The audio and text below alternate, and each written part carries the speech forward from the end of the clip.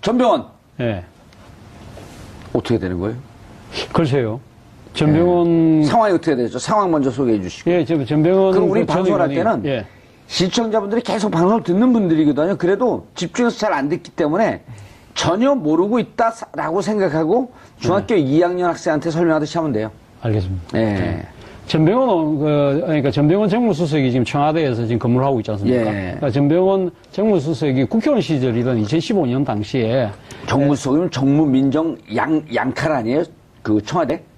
민정은 또 민정수석이 따로. 그러니까 정무민정 양칼이었고 힘이 센 자리 아니에요? 힘이 센 자리죠. 아주 뭐 최측근 참모 중에 한 분이죠. 예. 그래서 전병헌. 삼선 의원 출신이고. 예, 삼선 의원 출신이고.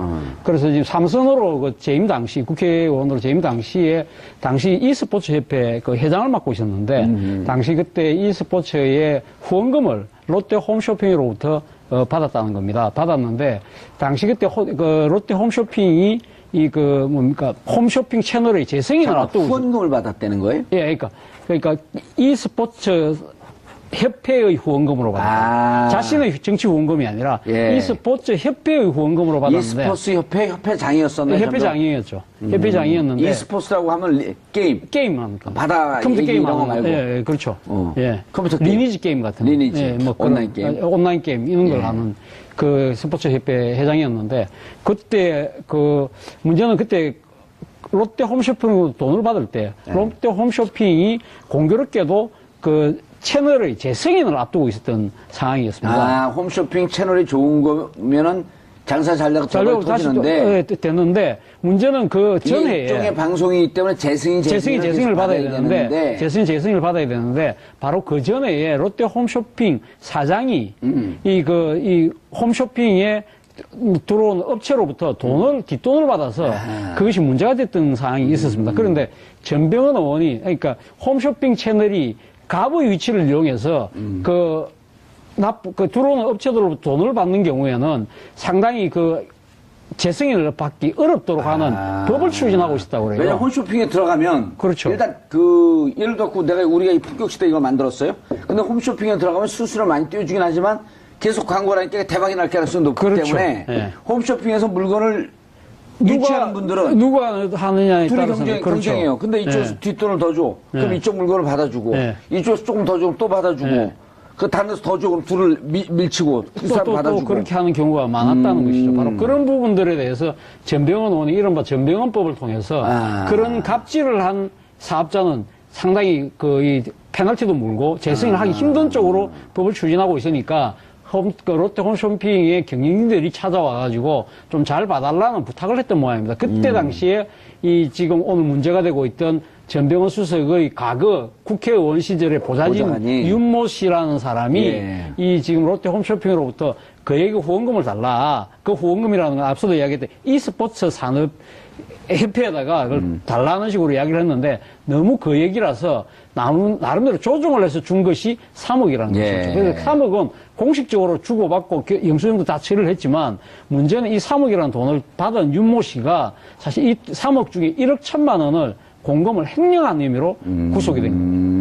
그 과정에서 과연 그러면 롯데 홈쇼핑으로부터 그액의 후원금을 받는 과정에서 과연 그러면 이 전병헌 당시 의원이 추진하고는 법과 뭐 그런 대가성 관계 그리고 과연 또 이 윤모 씨라는 보좌진 차원에서만 한 것인지 아니면 또 윤모 씨가 빼돌렸던 돈이 과연 어디에 쓰여졌는지 이러한 부분들에 대해서 상당한 지금 의혹이 전병헌 수석에게 모아지고 있는데 전병헌 수석은 어제 밝힌 입장문에 의하면 자신은 불법적인 행위를 전혀 몰랐고 관여하지도 않았고 너무 어처구니 없는 짓이다. 지금 강력하게 반발하고 있는 상황입니다.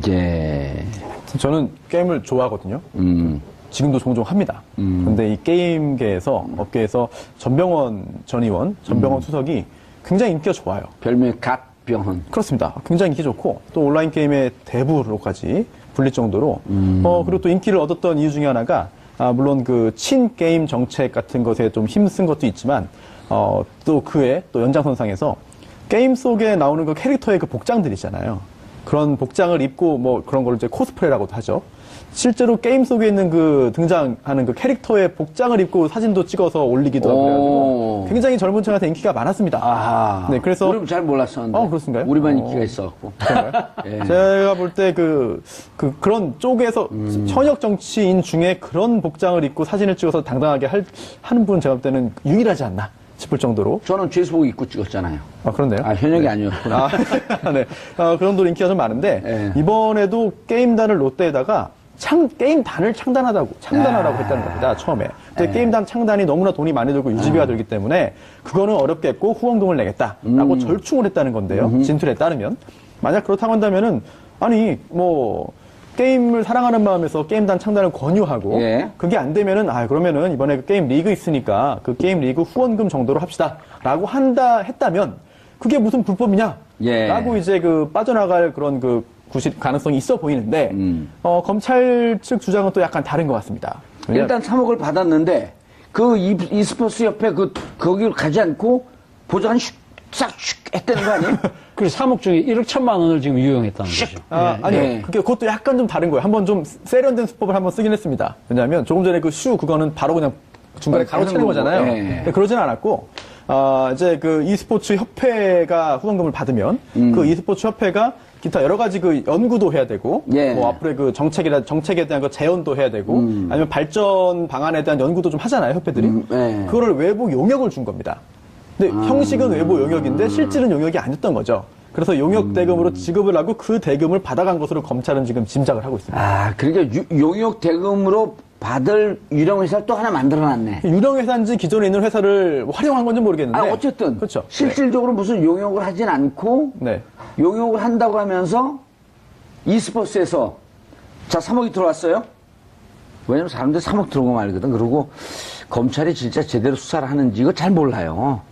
걸려봐야 알죠, 사실은. 예, 아니. 그리고 이 과정에 대해서도, 개인 청와대에 있는, 특히 이제 또 문재인 대통령 지지자들은, 이거 기스 내려고 그런 거 아니야? 이거 오해를 할 수 있기 때문에 우리는 여기서 입장과 무관하게 팩트를 얘기해줘야 되는데, 네. 자, e스포츠 협회는 롯데에서 뒤통수를 롯데에다가 뒤통수를 때린 것으로 추정이 되죠. 네. 큰일 날 뻔했네. 네. 그래서 이제 3억을 e스포츠에서 받아. 네. 받고 이 e스포츠 3억 중에 1억 1천을 네.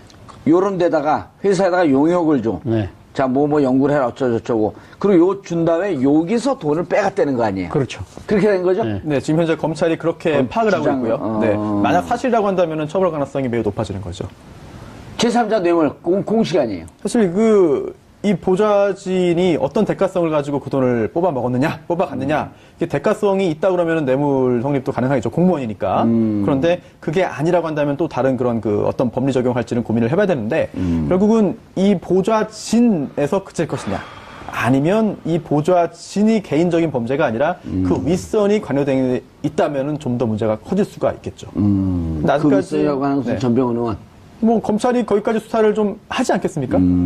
그렇지 않다면은 지금 상황에서 이렇게까지 문제를 크게 하지는 않았을 거라는 개인적인 생각이 듭니다. 그렇죠. 어느 정도 증거를 잡고 그다음에 관계자들 소환하고 구속하고 그런 거는 그 근거를 다 맞추기 위한. 네. 계좌도 다 추적했을 거고요. 오호. 사실 이 사건 자체가 어제 오늘 불거진 사실. 작년에 터진 사건이라면서요? 작년 9월 달에 지금 재승인 과정에 대해서 여러 가지 불미스러운 의혹들이 제기됨에 따라서 검찰이 들여다봤는데 이 들여다보다가 사실 사건 자체가 유야무야됐습니다. 유야무야된 이유는 검찰이 그때 당시 최순실 국정농단 사건이 터지고 이러면서 사실 정신이 없었던 것이죠. 그리고 또 한편으로는 이 지금 전병헌 수석의 보좌진들을 둘러싼 의혹들은 제기는 이때 있었지만 또 구체적인 증거들이 많이 확보하지 못했던 모양입니다. 그런데 이번에 지금 추가 증거들을 확보함으로써 지금 구속영장을 지금 청구하겠다는 입장인데 그런데 왜 이 시점에 과연 이것이 튀어나왔느냐. 음모론? 시점에 대한 음모론이 지금 제기되고 있는 것도 사실입니다. 음모론 시점 말씀드리기 전에 제가 사실관계를 조금만 더 보강을 하자면은 지금 이 윤모 비서관 등등 예. 측에서도 좀 방어를 할 수 있을 만한 부분은 좀 있는 것 같아요. 왜냐하면 이 게임당 창단을 요구받은 시점, 그리고 예. 또 3억 원 후원금을 지급한 시점, 이게 사실은 롯데홈쇼핑이 조건부지만 재승인을 받은 이후라는 겁니다. 그 후다. 그렇다면은 아니 이미 조건부지만 재승인을 받았는데 그 후에 이제 지원이 이루어졌다는 거는 대가성이 없는 거 아니냐, 전혀 무관한 거 아니냐라고 하는 그런 주장을 펼 수도 있어 보이고요. 저거 그 구도가 똑같네요. 삼성이죠. 삼성. 그렇습니다. 삼성이 7월 10날 네. 2015년 7월 10날 삼성물산과 제일모직의 M&A 끝나고 난 다음에 네. 15일 뒤 7월 25일에 박근혜 대통령 두 번째 만나죠. 그렇죠.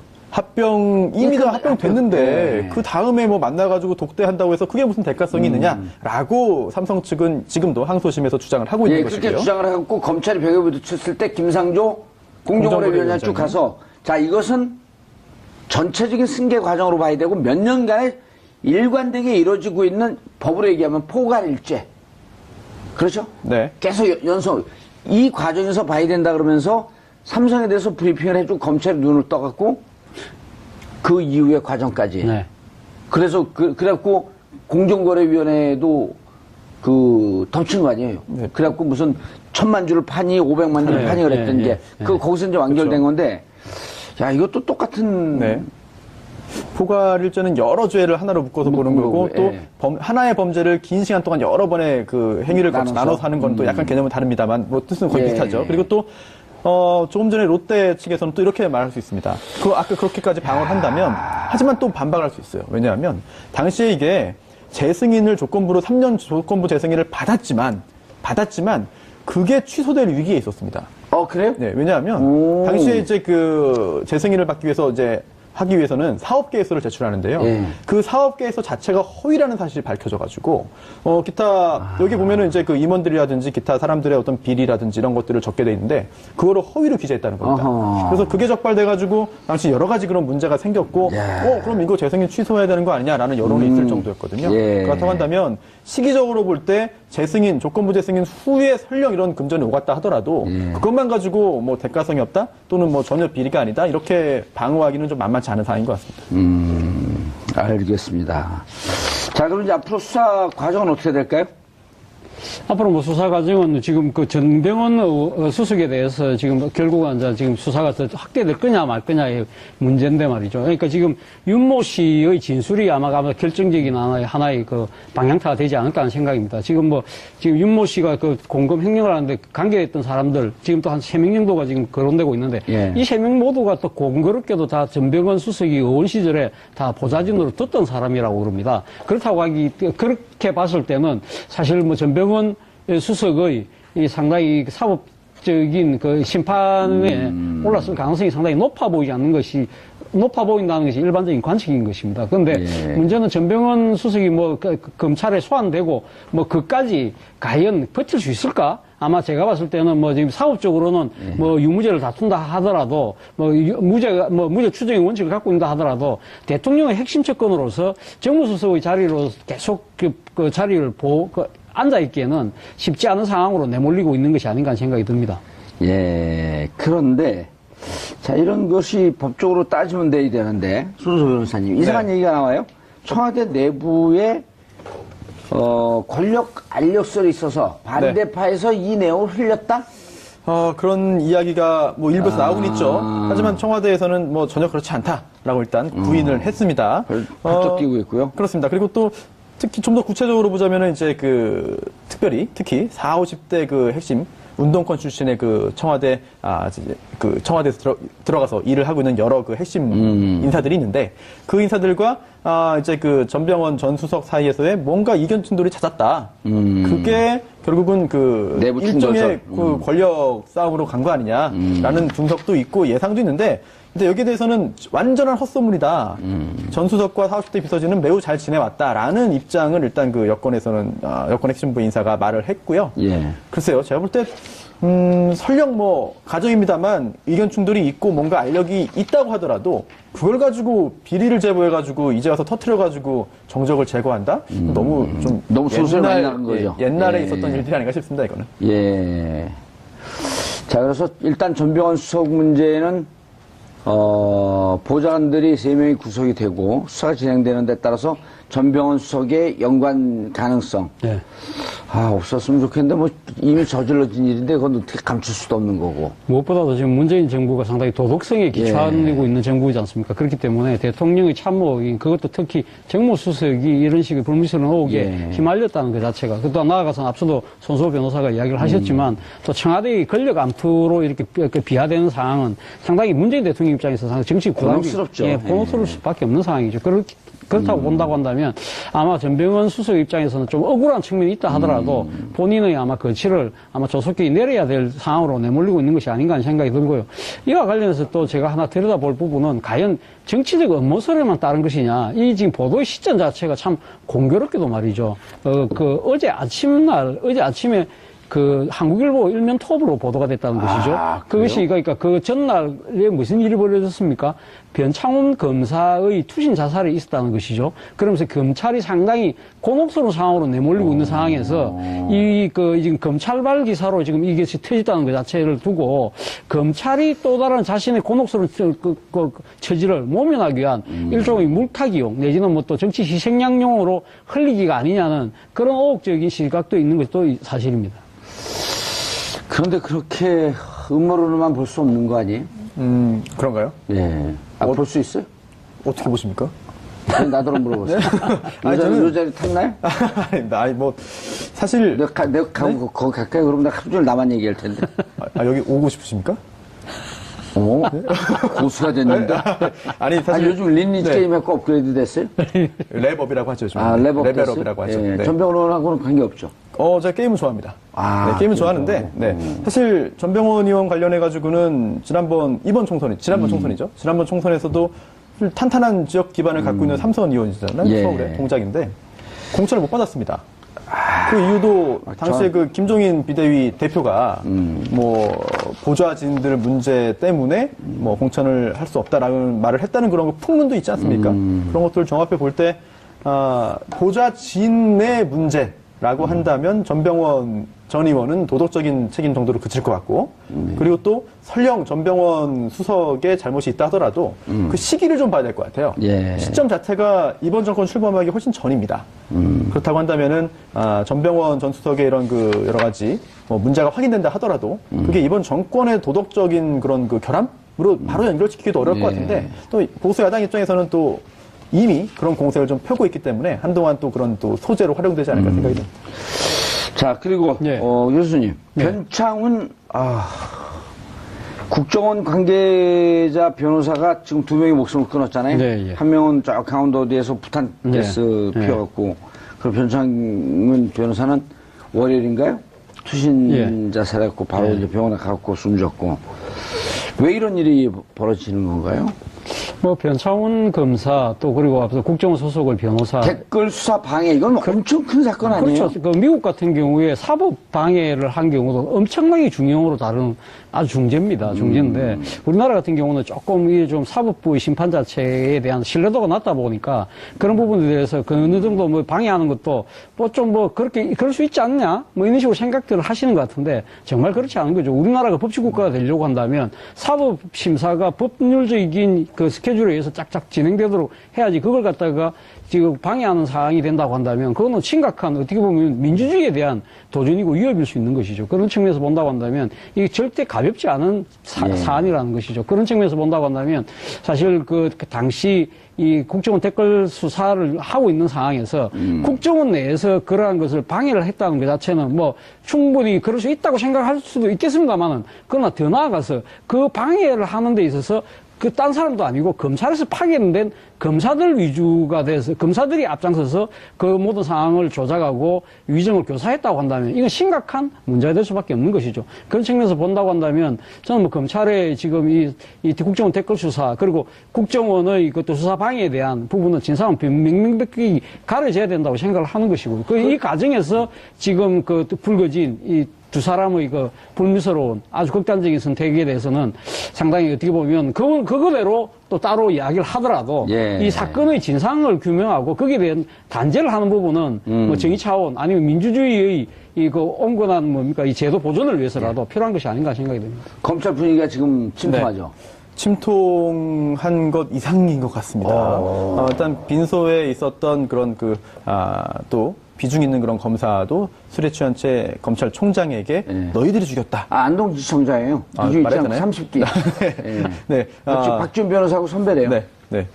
뭐 그런 말 하면 이제 비중이 생길 수도 있습니다. 예. 네. 안동지청장 30기. 네. 그게 뭐 나이가 많거나 그런 건 아닌데 40대 중반? 그렇죠. 네. 근데 이제 또 그 한 명이 또 그런 말을 했기 때문에 또 그 이후에도 좀 뒤따르고 있는데요. 특히나 이제 이게 정권의 하명수다다. 이거를 하면은 오히려 좀 검찰이 이번에도 정권 눈치 보는 거 아니냐라고 하는 그런 비판이 있다라고 하는 한 보수 일간지의 그런 기사가 오늘도 화제를 모으고 있는데 글쎄요. 그런 보도 하나만 가지고 전체 검찰의 분위기를 짐작하는 건 쉽지 않아 보입니다. 네. 그런데 더욱 중요한 거는 실제로 지금 검찰이 일선 검찰의 검사들이 어떤 분위기인지도 중요하겠습니다.만 이게 결국 검찰은 수사를 하는 곳이잖아요. 예. 그렇다면은 적폐청산 수사를 함에 있어서 뭔가 걸림돌이 된다라고 한다면 또는 뭔가 걸림돌을 만들고 싶어하는 측에서는 이번 사건을 활용할 것 같아서 그 부분은 좀 우려스럽습니다. 예. 이게 법으로 하게 되면 무슨 법에 예를 들었고 장호중, 네. 이재용 이 두 분 남았잖아요. 그다음 국정원 직원들 4명. 네네. 만약에 법이 저촉이 된다고 하게 되면 네. 심각한 법이 저촉이 되는 거죠? 그럼요. 그게 지금 현재 구속영장이 발부돼서 구속이 됐죠. 그때 그 사유가 범죄 혐의가 위계에 의한 공무집행 방해입니다. 위계에 의한 공무집행 방해. 네, 그리고 또 위증 교사죠. 위증 교사. 그건 네. 남재준한테 적용되는 거 아닌가요? 둘 다 될 겁니다. 똑같이. 왜냐하면 남재준 전 원장 당시에 현안 TF를 구성해서 뭐 변호중 감찰실장이나 변창훈, 변창훈 법률보좌관, 이재영 검사 등등이 함께 팀을 꾸려가지고 당시 검찰의 국정원 수사, 당시 검찰의 국정원 직원 수사를 방해하기 위해서 기망한 거 아니에요? 기망. 그렇습니다. 예, 그렇죠. 위계라는 게 속임수잖아요. 예, 네, 속인 거죠. 위계한. 네, 그래서 가짜 사무실 만들어 놓고 좀 아주 창의적인 창조 수사방해를 한 거죠. 네, 이런 걸 하고 게다가 또 직원들, 국정원 직원들이 이제 그 재판에 출석해서 증언해야 되는데 증인으로서 예. 여기서 위증을 교사하고 이렇게 검찰을 지금 파악하고 있는데요. 이거는 사실 검사의 같은 수사를 법조인으로서 방해한 어떻게 거니까 생각하세요? 이건 말이 안 되는 거고 만약에 변호사 그냥 저 같은 그런 참 평범한 변호사가 이런 행동을 했으면 검사들이 가만두지 않죠. 진짜 이거 심각한 그 범죄 행위 아니에요? 그렇죠. 예. 근데 사실 심각한 범죄 행위인데. 예를 들어서 우리 방송을 하는데 생방을 하는데 적절한 비유는 아니지만 적절한 걸 해주셔야죠. 그래도 네. 적절한 거 기억이 안 나요. 여기서 방송을 하는데 방송을 하는데 누가 자꾸만 들락날락하면 방송하기가 힘이 드니까 지금 학생들이 중고등학교 학생들이 그 견학을 왔어요. 그럼 우리가 방송한다고 치고 옆에 우리하고 비슷한 사람들 한 3명 앉혀서 방송하는 거 구경시켜. 이런데 그 학생들이 돌아가는데 보니까 정봉주가 아니라 정봉쥐, 차쥐원, 손주호, 손쥐호 이런 사람들이 비슷한 사람들이 짝퉁이 앉았고 방송한 걸 보고 온 거예요. 네. 그럼 학생들이 열받지 않아요? 열받겠죠, 당연히. 이것만 봐도 열받으는데 5천만 국민을 속이려고 이 국정원 가짜 사무실을 만들어 놓고 증거를 갖다 해놓고 그것도 자기 친정 검찰에서 수사 나오니까 장호중 사나 남재준의 지시를 받았고 가짜 서류를 주고 그리고 그걸 잘못할까봐 그 전날 리허설까지 하고 그리고 그때 너희들 잘하고 있다 그러면서 장호준한테 급여를 줬을 거 아니에요. 누가 줬어요? 그렇죠. 그거는 그 급여를 누가 줬느냐? 어디서 나온 돈이에요? 차재용 교수, 정봉주, 우리의 손수 세금이죠. 우리가 준 돈이에요. 그렇죠, 우리가 그렇죠. 우리 돈을 받았고 그 짓을 하고 있는데 열받으니까 점심 먹은 게 다시 다 금방 소화가 돼요. 지금 민주당 그 국회의원이지만 금태섭 의원이 사실 그 검찰로 검사 생활을 하다가 옷 벗은 계기가 그거 아닙니까? 검찰 수사를 어떻게 잘 받을 수 있는가? 그거는 합법적인 범위 내에서 합법적인 범위 내에서 칼럼을 유전무죄, 무전유죄니까 그 부분에 힘없는 사람들 들어가서 이렇게 어떻게 하라고 한 부분 그걸 문제 삼아서 현직 검사의 옷을 벗겼던 것이 가급 검찰 고위부의 행태입니다. 금태섭하고 친한데, 근데. 근데, 지금은 그거하고 비교가 안 되잖아요. 실제법 자체를 누구보다 잘 아는 현직 검사들이 이걸 갖다가. 몇 년형이에요, 몇 년형? 조작을 했다? 법정형이요? 위계에 의한 업무집, 이게 증거 조작 아니에요, 일단 또. 예, 그렇죠. 예. 아, 이거 심각한데? 심각하죠. 오래 살겠는데? 심각한 문제죠. 심각한 문제고 사실 이재용 그 검사가 가갖고 부인이 네. 면회갖고 펑펑 울었다는 거 아니에요? 지금 구속이 된 상태이고 기소가 되면은 유죄 판결이 선고될 가능성이 매우 높아 보이고요. 그리고 또 사실 검찰 내부에서도 이런 말을 했다고 합니다. 뭐 유족도 그렇고 조직이 시킨 대로 했다. 그런데 왜 이러냐? 그리고 또 참. 살아생전에 세상을 뜨기 전에 구명을 해줘야지 왜 이렇게 하느냐라고 하는 이야기들을 이제 유족들이 하고 있다는데 물론 그 가족을 잃은 유족의 슬픔을 이해 못하는 바는 이해 아닙니다. 못하는 말 아니에요. 충분히 이해돼요. 그렇습니다. 그런데 하지만 그런 똑같은 말을 유족이 하는 건 다 이해됩니다. 하지만 네. 검찰 내부에서 그런 이야기가 만약에 나온다고 한다면 그거는 정말 도저히 납득할 수 없는 부분인 거죠. 아니 우리가 지난번에 그 김기춘 실장도 박근혜 대통령 윗선에서 시키는 대로 했습니다. 이게 블랙리스트 화이트리스트 할 때 그때 우리가 여기서도 여러 차례 얘기했지만 특히 공무원들 일반 회사에서도요. 자 부장이 과장한테 야 새로 들어온 신입사원 마음에 안 들어 죽여버려. 아니면 때려줘. 같이 때려갖고 한 진단 한 4주 나오게 때려줘. 이게 부당한 짓이 아니에요.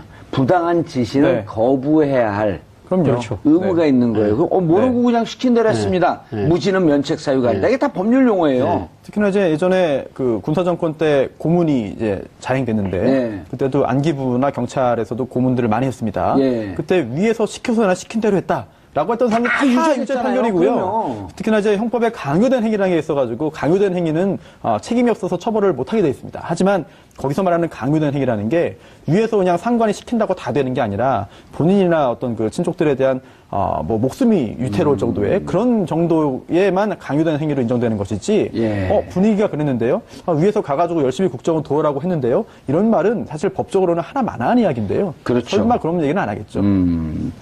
자, 그럼 변창훈 검사가 목숨을 끊은 건 안타까운 그 상황이고 전에 국정원 소속의 변호사, 왜냐면 국정원도 변호사들 많이 있어야 되니까 그렇죠. 정모 변호사죠. 네. 그분 강원도에서 부탄캐스 펴놓고 그분 번개탄. 예, 번개탄. 번개탄. 그분 나이도 어려요. 네. 네.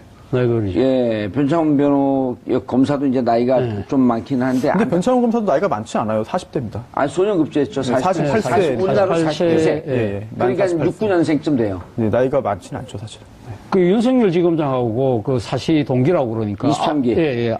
9살 차이가 난다고 하니까 윤석열 지검장이 워낙 늦게 고시가 됐지만. 윤석열 지검장은 평균 따지면은 네. 7년 늦게 됐어요. 7년 늦게 됐고. 그러니까 이분은 변창훈 검사는 2년 빨리 된 거예요. 네. 그래서 3학년쯤 된 거예요. 그렇죠. 네. 5학년까지 해도 빨리 되는 네. 5학년까지 맞습니다. 빨리 되는 거죠. 네. 4학년, 5학년. 빠른 거죠. 엄청 빠른 거죠, 그것도. 학부 시절에 된다는 것 자체가 바로 소년급제라고 5학년까지 대학 졸업하기 전에. 예. 제가 사법고시 안 패스 못한 이유가 저는 5학년 안 다녔습니다.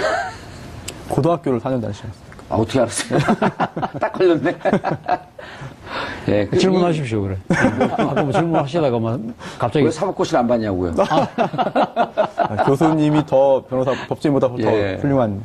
그래서 요것 네. 때문에 이 변창훈 사건 이게 그 불행한 사건 때문에 수사가 멈칫하거나 중지될 위험성은 없는 거죠. 오늘 그 수사팀에서 이런 이야기를 했습니다. 수사는 해오던 대로 철저히 수사하겠다. 그 이야기를 했습니다. 물론 윤석열 지검장 입장에서는 같은 동기고 또 누구보다 친했다고 그래요. 상당히 뭐 윤석열 지검장 입장에서 같은 동기지만 상당히 9살 어린 후배지만 상당히 명색한 두뇌를 갖고 있었고 그래서 아주 가까운 사이였지만 하여튼 본인이 지휘하는 수사에 의해서 이 지금 극단적인 선택을 하면서 상당히 비극적인 사태가 벌어진 부분에 대해서 가슴 아파하고 그 때문에 어제 사실 상당한 고민 끝에 문상을 하러 가지 않았다고 합니다. 유족들이 오히려 감정을 자극할까 싶어서 그렇죠. 안 갔다고 하지만 그러나 공과 사는 분명히 구분해서 하겠다는 것이 서울지검 수사팀의 입장인 것을 본다고 한다면 저는 이 부분에서 분명한 수사는 뭐 중단 없이 갈 수밖에 없지 않을까 하는 생각입니다. 사실 중앙지검 어디에 배정 몇 차장한테 배정이 된 거예요 이게? 잘 모르겠는데요. 모르는 걸 그게 정당히 얘기를 해요. 그 배당이 어디 있는지 구체적으로 뭐 그런 건 그렇게 중요하진 않은 것 같아서 잘 모르겠는데. 왜 그러냐면 네. 3차장이 누구죠? 최근에 3차장이 기자들한테 티타임에서 얘기했던 걸 제가 계속 전달을 받고 있는데 3차장 한동훈. 있습니까? 한동훈 검사 기억나시죠? 한동훈 검사 몇 개예요? 27개, 28개? 잘 몰라요. 기술이라는 거죠. 사실. 한동훈 검사가 27개인가 28개인데 한동훈 검사가 초림 검사 때부터 SK 비자금 잡고 그 2000년 초반에요. 혼자 하지 않았을 거 아닙니까? 누가요? 그 검사가 한 차장이 그 당시에도 누가 같이 했는데 같이 했는데 이 이론을 만드는데 능하고. 아 그래요? 예 그리고 대우 분식회계도 잡았고. 그리고 이번에 삼성. 네. 삼성 자금 흐름 잡는데 그 특검팀에 한동훈 검사가 있었죠. 그래갖고 그 고수 손발 맞췄고 이제 윤석열 지검장이 같이 하는 게 좋겠다 그래갖고 27인가 그때쯤 되는데 그 별명이 알파고야 알파고. 머리가 좋은 거. 머리가 상당히 좋은 모양이시네. 그리고 게임 잘해요. 그래요? 게임 잘해서 알파고 우리가 수학 과학 문제를 풀듯이. 네. 그쪽이 천재적이에요 알파고 한동훈 검사. 이번 국감 때 나왔고 직원도 좀 하고 그랬잖아요. 검색해보면 유튜브에 떠요 한동훈 검사. 찾아보겠습니다. 예, 근데 그분하고 변창훈 검사하고 친구란 얘기가 있어요. 아하. 예. 제가 만주 변호사 아니에요. 네. 아니, 그런 부분에 있어서 굉장히 탁월한 그런 정보력을 갖고 계신 것 같습니다. 이 좀 빙산일까요? 블라디미르 수사할 때 보면요. 제가 다 방송에서 얘기한 게 미리 기시감 다 알고 있으면서 예지감을 딱딱 던져줬거든요. 네. 그래서 한간에 그 특검 검사들이 네. 제가 나오는 방송을 예의주시하고 보고 있다. 네. 그래서 한동훈 검사는 사석에서 저 같이 방송하는 사람에게 정봉주는 저에 대해서 어떻게 이렇게 잘 아시죠? 이런 물었다고. 네. 그렇군요. 혹시 이것도 아십니까, 그러면? 뭐요? 뭐 세상을 떠난 그런 변창훈 검사뿐 아니라 장호중, 당시 감찰실장, 또 이재영 검사까지 양지회 특별회원이었다. 양지회가 국정원에서 근무를 한 사람만 이제 회원으로 가입되잖아요. 근데 3년 이상 근무해야 원래 회원 가입 자격이 주어진다고 합니다. 뻔한 얘기를 왜 해? 근데 그게 중요하지 않고요. 근데 3년 근무도 안 했는데 특별히 이제 양지회에 가입시켜주겠다라고 의사를 물었고 여기에 대해서 다 수락을 했고 그리고 또 그 당시에 그렇게 했던 이유가 단순히 모든 사람한테 그렇게는 안 한다는 거죠. 그러면서 그들이 검사 출신의 그 국정원 파견 검사들이 일을 굉장히 잘했다. 그 일이라는 게 뭐냐? 바로 국정원 직원들을 지켜주는 일이겠죠. 그러니까 국민들을 배신하고 극소수 불법 세력을 비호한 거 아니에요. 그 자체만도 부도덕하고 불법적인 거죠. 그렇습니다. 이게 벌써 언론 보도를 통해서 조금씩 나오고 있는데 그렇다면 언론이 이걸 취재해서 보도하기는 좀 쉽지 않을 것 같아요. 그렇다면 어디선가 적합성 여부는 떠나서 팟캐스트에서 하라 이런 얘기죠. 네? 검찰에서 뭔가 조금씩 흘러나오는 얘기도 있는 것 같아서 그렇다면 또 한번 상상을 해보면 이번에 이 자살 사건 때문에 혹시 이 수사가 좀 뭔가 차질을 빚을까봐 그걸 또 염려한 측에서는 또 수사의 동력을 또 살릴 수 있을 만한 그런 부분들을 또 한번 좀 언론을 통해서 찾기 위해서 양재를 흘리고 있다. 그런 또 짐작도 가능할 것 같습니다. 자, 문무일 검사 검찰총장이 현장에 갔어요. 그렇죠. 근데 누가 술이 좀 취한 채 막 난동을 피웠어요. 누군지 아시죠? 아까 말씀하신 안동지청장. 안동지청장. 그분 위험해요. 왜 그런 줄 아세요? 그분이 우병우 라인입니다. 그래요? 그럼 우병우 라인이니까 지금 바퀴벌레처럼 숨어 있어야 되거든요. 근데 이제 팍 드러난 거야. 우병우 라인이 위험합니다. 그리고 지금 여기 지금 소속되어 있는 장호중, 그다음에 이재영, 그다음에 그 돌아가신 분 빼고요. 이분들이 어디 라인인지 제가 다 알고 있어요. 어디요? 어디입니까? 금방 얘기했잖아요. 그래요? 그리고 검찰도 다 알고 있어요. 그래서 윤석열 지검장이 그때 무척 분노했잖아요. 경로했잖아요. 2013년 국정원 대선 댓글 개입 수사하다가 그 한직으로 가면서 이것은 부정선거로 얘기하면 3.15 부정선거를 뛰어넘는 거다. 이런 불법적 행위를 본 적이 없다. 그런데 그것을 같은 검찰 내에서 막고 있었기 때문에 검찰 개혁을 위해서라도 이 사건은 끝까지 가야 된다. 아마 모르긴 몰라도 윤석열 지검장 입장에서는 뭐 누구보다 검찰 내에 잘 알고 있는 동기 또 뭐 선후배들이 연루돼서 그러니까 자신의 수사를 방해했던 그 사건의 실체를 최근에 알았을 거 아닙니까? 상당한 배신감을 아마 느끼지 않았을까 싶어요. 어느 정도 증거를 잡고 그다음에 관계자들 소환하고 뭐 구속하고 그런 거는 그 근거를 다 맞추기 위한 뭐 계좌도 다 추적했을 거고요. 사실 이 사건 자체가 뭐 어제 오늘 불거진 사실 작년에 터진 사건이라면서요? 작년 9월 달에 지금 재승인 과정에 대해서 여러 가지 불미스러운 의혹들이 제기됨에 따라서 검찰이 들여다봤는데 이 들여다보다가 사실 사건 자체가 유야무야됐습니다. 유야무야된 이유는 검찰이 그때 당시 최순실 국정농단 사건이 터지고 이러면서 사실 정신이 없었던 것이죠. 그리고 또 한편으로는 이 지금 전병헌 그 수석의 그 보좌진들을 둘러싼 의혹들은 제기는 이때 있었지만 또 구체적인 증거들이 많이 확보하지 못했던 모양입니다. 그런데 이번에 지금 뭐 추가 증거들을 확보함으로써 지금 구속영장을 지금 그 청구하겠다는 입장인데 그런데 왜 이 시점에 과연 이것이 튀어나왔느냐. 음모론? 시점에 대한 음모론이 지금 제기되고 있는 것도 사실입니다. 음모론 그 시점 말씀드리기 전에 제가 그 사실관계를 조금만 더 보강을 하자면은 지금 이 윤모 비서관 등등 예. 측에서도 좀 방어를 할 수 있을 만한 부분은 좀 있는 것 같아요. 왜냐하면 이 게임당 창단을 요구받은 시점, 그리고 예. 또 3억 원 후원금을 지급한 시점, 이게 사실은 롯데홈쇼핑이 조건부지만 재승인을 받은 이후라는 겁니다. 그 후다. 그렇다면은 아니 이미 조건부지만 재승인을 받았는데 그 후에 이제 지원이 이루어졌다는 거는 대가성이 없는 거 아니냐? 전혀 무관한 거 아니냐라고 하는 그런 주장을 펼 수도 있어 보이고요. 저거 그 구도가 똑같네요. 삼성이죠. 삼성. 그렇습니다. 삼성이 7월 10날 네. 2015년 7월 10날 삼성물산과 제일모직의 M&A 끝나고 난 다음에 네. 15일 뒤 7월 25일에 박근혜 대통령 두 번째 만나죠. 그렇죠. 이미 다 합병됐는데, 네. 그 다음에 뭐 만나가지고 독대한다고 해서 그게 무슨 대가성이 있느냐라고 삼성 측은 지금도 항소심에서 주장을 하고 있는 예, 것이고요. 그렇게 주장을 해갖고 검찰이 벽에 부딪혔을 때 김상조 공정거래위원장 쭉 가서 자, 이것은 전체적인 승계 과정으로 봐야 되고 몇 년간의 일관되게 이루어지고 있는 법으로 얘기하면 포괄일죄. 그렇죠? 네. 계속 연속 이 과정에서 봐야 된다 그러면서 삼성에 대해서 브리핑을 해주고 검찰이 눈을 떠갖고 그 이후의 과정까지. 네. 그래서 그래갖고 공정거래위원회도 덮친 거 아니에요. 네. 그래갖고 무슨 1000만 주를 파니 500만 주를 네, 파니 그랬던 네, 게 네, 거기서 이제 완결된 그렇죠. 건데 야 이것도 똑같은 네. 포괄일죄는 여러 죄를 하나로 묶어서 보는 거고 또 예. 하나의 범죄를 긴 시간 동안 여러 번의 그 행위를 전병헌 예. 어떻게 되는 거예요? 글쎄요. 전병헌 상황이 어떻게 되죠? 상황 먼저 소개해 주시고. 예, 전병헌 그럼 우리 그 전 방송을 할 의원이- 때는 예. 시청자분들이 계속 방송을 듣는 분들이거든요. 그래도 집중해서 잘 안 듣기 때문에 전혀 모르고 있다라고 생각하고 중학교 2학년 학생한테 설명하듯이 하면 돼요. 알겠습니다. 예. 전병헌 그러니까 전병헌 정무수석이 지금 청와대에서 지금 근무를 하고 있지 않습니까? 예. 그러니까 전병헌 정무수석이 국회의원 시절이던 2015년 당시에 정무수석이면 정무민정 양칼 아니에요? 그 청와대?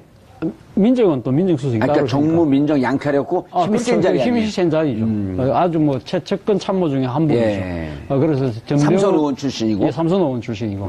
그래서 지금 삼선으로 그 재임 당시 국회의원으로 재임 당시에 당시 e스포츠 협회 그 회장을 맡고 있었는데 당시 그때 e스포츠의 후원금을 롯데 홈쇼핑으로부터 받았다는 겁니다. 받았는데 당시 그때 그 롯데 홈쇼핑이 홈쇼핑 채널의 재승인을 앞두고 후원금을 받았다는 거예요? 예, 그러니까 e스포츠 협회의 후원금으로 받았다. 아. 자신의 정치 후원금이 아니라 예. e스포츠 협회의 후원금으로 받았는데 e스포츠 협회장이었었나요? 협회장이었죠. 협회장이었는데 e스포츠라고 하면 게임 합니까? 바다 컴퓨터 얘기 게임 이런 거 하고 말고. 예, 그렇죠. 예. 컴퓨터 게임. 리니지 게임 같은 리니지. 예, 뭐 온라인 게임. 온라인 게임 이런 걸 예. 하는 그 스포츠 협회 회장이었는데 그때 그 문제는 그때 롯데 홈쇼핑으로 돈을 받을 때 롯데 홈쇼핑이 공교롭게도 그 채널의 재승인을 앞두고 있었던 상황이었습니다. 아, 홈쇼핑 채널이 좋은 거면은 장사 잘 되고 잘 되고 다시 또 됐는데 문제는 그 전해에 일종의 방송이기 때문에 재승인을 받아야 되는데 재승인을 받아야 되는데 바로 그 전에 롯데 홈쇼핑 사장이 이 홈쇼핑에 들어온 업체로부터 뒷돈을 받아서 그것이 문제가 됐던 상황이 있었습니다. 그런데 전병헌 의원이 그러니까 홈쇼핑 채널이 갑의 위치를 이용해서 그 들어오는 업체들로부터 돈을 받는 경우에는 상당히 그 재승인을 받기 어렵도록 하는 법을 추진하고 있다고 그래요. 왜냐면 홈쇼핑에 들어가면 그렇죠. 일단 예를 들어 우리가 이 품격시대 이걸 만들었어요. 근데 홈쇼핑에 들어가면 수수료 많이 띄워주긴 하지만 계속 광고를 하니까 대박이 날 가능성이 높기 그렇죠. 때문에 예. 홈쇼핑에서 물건을 유치하는 분들은 누가 하느냐에 둘이 따라서 경쟁해요. 근데 이쪽 예. 뒷돈을 더 줘. 그럼 예. 이쪽 물건을 받아주고 예. 이쪽 조금 더 주고 또 받아주고 예. 그 다른 데서 더 줘. 그럼 둘을 밀치고 그 사람 또 받아주고. 그렇게 하는 경우가 많았다는 것이죠. 바로 그런 부분도 나눠서 하는 건 또 약간 개념은 다릅니다만 뭐 뜻은 거의 예. 비슷하죠. 그리고 또 조금 전에 롯데 측에서는 또 이렇게 말할 수 있습니다. 아까 그렇게까지 방어를 한다면, 하지만 또 반박할 수 있어요. 왜냐하면, 당시에 이게 재승인을 조건부로 3년 조건부 재승인을 받았지만, 그게 취소될 위기에 있었습니다. 그래요? 네, 왜냐하면, 당시에 이제 그 재승인을 받기 위해서 하기 위해서는 사업계획서를 제출하는데요. 그 사업계획서 자체가 허위라는 사실이 밝혀져가지고, 기타, 여기 보면은 이제 그 임원들이라든지 기타 사람들의 어떤 비리라든지 이런 것들을 적게 돼 있는데, 그거를 허위로 기재했다는 겁니다. 그래서 그게 적발돼가지고, 당시 여러 가지 그런 문제가 생겼고, 그럼 이거 재승인 취소해야 되는 거 아니냐라는 여론이 있을 정도였거든요. 그렇다고 한다면, 시기적으로 볼 때 재승인, 조건부 재승인 후에 설령 이런 금전이 오갔다 하더라도 그것만 가지고 뭐 대가성이 없다 또는 뭐 전혀 비리가 아니다 이렇게 방어하기는 좀 만만치 않은 상황인 것 같습니다. 알겠습니다. 자, 그럼 이제 앞으로 수사 과정은 어떻게 될까요?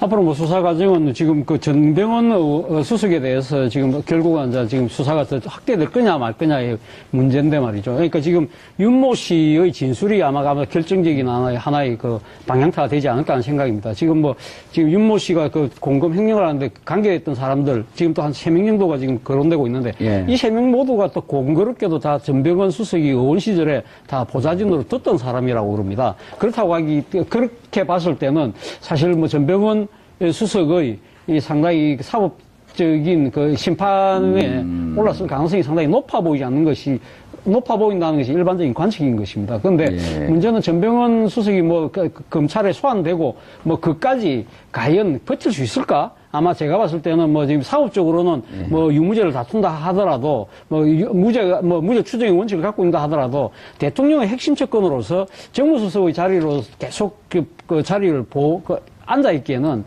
쉽지 않은 상황으로 내몰리고 있는 것이 아닌가 하는 생각이 듭니다.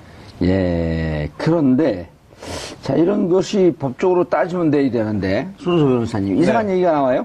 청와대 내부에, 권력 알력설이 있어서 반대파에서 이 내용을 흘렸다? 그런 이야기가 일부에서 나오긴 있죠. 하지만 청와대에서는 전혀 그렇지 않다라고 일단 부인을 했습니다. 발적 띄고 있고요. 그렇습니다. 그리고 또 특히 좀 더 구체적으로 보자면은 이제 특히 40, 50대 그 핵심 운동권 출신의 그 청와대에서 들어가서 일을 하고 있는 여러 그 핵심 인사들이 있는데 그 인사들과 이제 그 전병헌 전 수석 사이에서의 뭔가 이견 충돌이 잦았다. 그게 결론들에 대해서 전병헌 의원이 이른바 전병헌법을 통해서 그런 갑질을 한 사업자는 상당히 이 페널티도 물고 재승인을 하기 힘든 쪽으로 법을 추진하고 있으니까 롯데 홈쇼핑의 경영진들이 찾아와가지고 좀 잘 봐달라는 부탁을 했던 모양입니다. 그때 당시에 지금 오늘 문제가 되고 있던 전병헌 수석의 과거 국회의원 시절의 보좌진 윤모 씨라는 사람이 지금 롯데 홈쇼핑으로부터 그에게 후원금을 달라. 그 후원금이라는 건 앞서도 이야기했던 e스포츠 산업 협회에다가 그걸 달라는 식으로 이야기를 했는데 너무 그 얘기라서 나름대로 조정을 해서 준 것이 3억이라는 것이죠. 그래서 3억은 공식적으로 주고받고 영수증도 다 처리를 했지만 문제는 이 3억이라는 돈을 받은 윤모 씨가 사실 이 3억 중에 1억 1천만 원을 공금을 횡령한 의미로 구속이 된 겁니다. 그 과정에서 과연 그러면 롯데 홈쇼핑으로부터 그액의 후원금을 받는 과정에서 과연 그러면 이 전병헌 당시 의원이 추진하고는 법과 그런 대가성 관계 그리고 과연 또 이 윤모 씨라는 보좌진 차원에서만 한 것인지 아니면 또 윤모 씨가 빼돌렸던 돈이 과연 어디에 쓰여졌는지 이러한 부분들에 대해서 상당한 지금 의혹이 전병헌 수석에게 모아지고 있는데 전병헌 수석은 어제 밝힌 입장문에 의하면 자신은 불법적인 행위를 전혀 몰랐고 관여하지도 않았고 너무 어처구니 없는 짓이다. 지금 강력하게 반발하고 있는 상황입니다. 저는 게임을 좋아하거든요. 지금도 종종 합니다. 근데 이 게임계에서 업계에서 전병헌 전 의원, 전병헌 수석이 굉장히 인기가 좋아요. 별명이 갓병헌. 그렇습니다. 굉장히 인기 좋고 또 온라인 게임의 대부로까지 불릴 정도로 그리고 또 인기를 얻었던 이유 중에 하나가 물론 그 친게임 정책 같은 것에 좀 힘쓴 것도 있지만 또 그에 또 연장선상에서 게임 속에 나오는 그 캐릭터의 그 복장들 있잖아요. 그런 복장을 입고 그런 걸 이제 코스프레라고도 하죠. 실제로 게임 속에 있는 그 등장하는 그 캐릭터의 복장을 입고 사진도 찍어서 올리기도 하고 그래가지고 굉장히 젊은 층한테 인기가 많았습니다. 네, 그래서 우리는 잘 몰랐었는데. 그렇습가요? 우리만 인기가 있어갖고. 제가 볼 때 그런 쪽에서 현역 정치인 중에 그런 복장을 입고 사진을 찍어서 당당하게 하는 분은 제가 볼 때는 유일하지 않나. 싶을 정도로. 저는 죄수복 입고 찍었잖아요. 아, 그런데요? 아, 현역이 아니었구나. 아, 네. 그 정도로 인기가 좀 많은데, 네. 이번에도 게임단을 롯데에다가 게임단을 창단하라고 했다는 겁니다, 처음에. 근데 게임단 창단이 너무나 돈이 많이 들고 유지비가 들기 때문에, 그거는 어렵겠고 후원금을 내겠다라고 절충을 했다는 건데요. 진술에 따르면. 만약 그렇다고 한다면은, 아니, 게임을 사랑하는 마음에서 게임단 창단을 권유하고, 예. 그게 안 되면은, 그러면은 이번에 그 게임 리그 있으니까 그 게임 리그 후원금 정도로 합시다라고 했다면, 그게 무슨 불법이냐? 예. 라고 이제 빠져나갈 그런 가능성이 있어 보이는데, 검찰 측 주장은 또 약간 다른 것 같습니다. 일단 3억을 받았는데 그 e스포츠 협회 거기를 가지 않고 보좌관 싹 했다는 거 아니에요?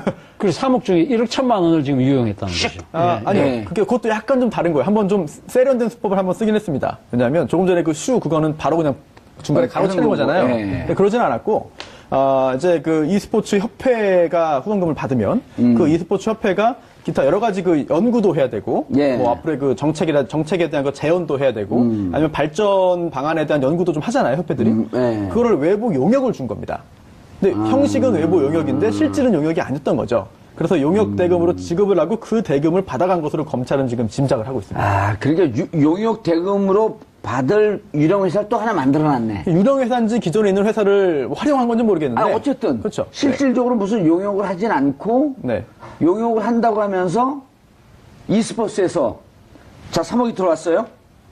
왜냐면 사람들 3억 들어오고 말거든. 그리고 검찰이 진짜 제대로 수사를 하는지 이거 잘 몰라요. 걸려봐야 알죠, 사실은. 예, 걸리기 전에 잘 모릅니다. 그리고 이 과정에 대해서도, 괜히 청와대에 있는, 특히 이제 또 문재인 대통령 지지자들은, 이거 기스내려고 그런 거 아니야? 이거 오해를 할 수 있기 때문에 우리는 여기서 입장과 무관하게 팩트를 얘기해줘야 되는데, 네. 자, e스포츠 협회는 롯데에서 뒤통수를 롯데에다가 뒤통수를 때려서, 때린 것으로 추정이 되죠. 큰일 날 뻔했네. 네. 그래서 이제 3억을 e스포츠에서 받아. 네. 받고 이 e스포츠 3억 중에 1억 천을 네.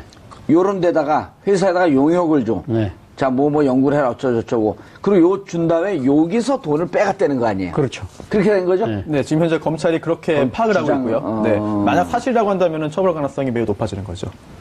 제3자 뇌물 공식 아니에요? 사실 이 보좌진이 어떤 대가성을 가지고 그 돈을 뽑아갔느냐, 이게 대가성이 있다 그러면 뇌물 성립도 가능하겠죠. 공무원이니까. 그런데 그게 아니라고 한다면 또 다른 그런 어떤 법리 적용할지는 고민을 해봐야 되는데, 결국은 이 보좌진에서 그칠 것이냐, 아니면 이 보좌진이 개인적인 범죄가 아니라 그 윗선이 관여되어 있다면은 좀 더 문제가 커질 수가 있겠죠. 근데 그 윗선이라고 하는 것은 전병헌 의원. 검찰이 거기까지 수사를 좀 하지 않겠습니까? 그렇지 않다면은 지금 상황에서 이렇게까지 문제를 크게 하지는 않았을 거라는 개인적인 생각이 듭니다. 그렇죠.